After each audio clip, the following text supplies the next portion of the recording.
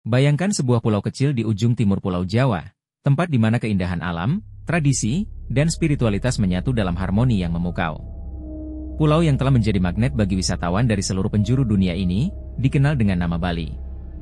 Namun, pernahkah Anda bertanya-tanya, dari mana asal-usul nama Bali? Apa kisah yang tersembunyi di balik penamaan pulau eksotis ini? Hari ini, di kanal Guru Denny, kita akan mengupas sejarah dan legenda yang menghidupkan nama Pulau Dewata ini. Nama Bali memiliki akar yang dalam, merentang jauh ke masa lampau. Dalam kitab suci Hindu, istilah Bali pertama kali muncul dalam RG Veda, salah satu teks tertua yang digunakan oleh umat Hindu. Di dalam kitab ini, Bali diartikan sebagai persembahan atau sesaji. Makna ini mencerminkan tradisi masyarakat Bali yang kaya akan upacara adat dan persembahan spiritual, hingga kini tetap menjadi bagian tak terpisahkan dari kehidupan sehari-hari. Namun, cerita tentang nama Bali tidak berhenti di sana. Dalam buku Mengapa Bali disebut Bali?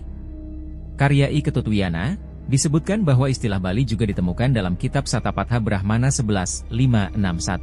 Kitab ini adalah salah satu sumber tertua yang mengabadikan nama tersebut.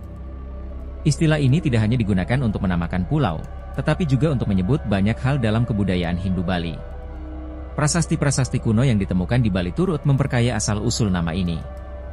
Prasasti Blanjong, misalnya, yang berasal dari tahun 835 Saka atau 913 Masehi, menyebut Pulau Bali dengan nama Walidwipa. Sementara itu, pada prasasti Goblek dari tahun 983 Masehi, ditemukan kata Bali dengan makna yang serupa, yaitu sebagai tempat yang dihormati. Bahkan, dalam prasasti Raja Jayapangus dari abad ke-12, disebutkan istilah Bali Dwipa, yang berarti Pulau Bali.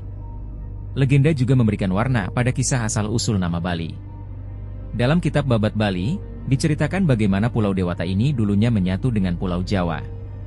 Pemisahan ini konon terjadi karena meditasi Sidi Mantra, seorang Brahmana dari kerajaan Daha di Kediri. Sidi Mantra memiliki putra bernama Manik Angkeran, yang dikenal karena sifat buruknya yang gemar berjudi. Konflik antara ayah dan anak ini membawa mereka pada pertemuan dengan naga Basuki, makhluk mitologi yang bermahkotakan intan dan emas. Manik Angkeran, karena sifat tamaknya, mencoba mencuri kekayaan naga Basuki. Perbuatannya ini menyebabkan kemarahannya, yang berakhir dengan kematian Manik. Namun, karena permohonan Sidi Mantra, naga Basuki menghidupkan kembali Manik dengan syarat ekornya yang dipotong harus dikembalikan. Setelah insiden itu, Sidi Mantra memutuskan untuk memisahkan Bali dari Jawa, agar Manik tidak kembali ke kebiasaan buruknya. Dengan tongkatnya, Sidi Mantra menggoreskan tanah, menciptakan perairan yang kini dikenal sebagai Selat Bali.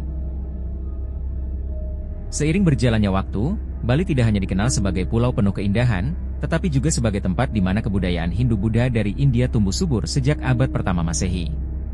Dari seni tari, seni ukir, hingga upacara adat yang kaya akan makna, semuanya menjadi bagian dari identitas Pulau Dewata ini.